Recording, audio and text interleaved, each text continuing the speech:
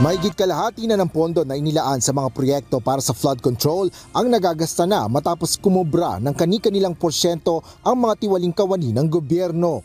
Ito ang inihayag ni Senate Deputy Majority Leader Rodante Marcoleta, Chairperson ng Senate Committee on Accountability of Public Officers and Investigation o ang Blue Ribbon Committee.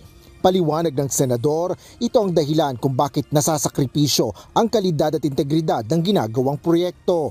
Kaya naman inanunsyo nito na sisimulan na rin ng komite ang investigasyon sa mga flood control project na ani ay maanomalya. Kasabay ito ng pagsisiyasat na isinasagawa rin ng sanghay ng ehekutibo sa pangunguna ni Pangulong Ferdinand Marcos Jr. na nagsiwalat ng katiwalian sa mga naturang proyekto.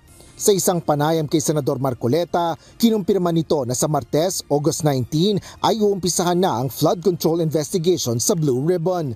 Aminado ang mambabatas na mahirap at hamon ito dahil sa laki ng problemang kinakaharap ng bansa sa naturang issue. Ngunit naniniwala pa rin itong kaya itong imbestigahan at matutukoy kung sino ang mga may kasalanan sa anomalya kung makikipagtulungan ng taong bayan.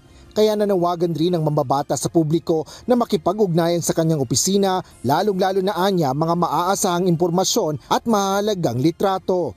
Sa ngayon anya ay marami na rin siyang natatanggap ng mga impormasyon, ngunit kailangan niya rin anyang tiyakin na lehitimo ang mga ito. Magsisimula ang unang public hearing ng Senate Blue Ribbon Committee alas 10 ng umaga sa araw ng Martes.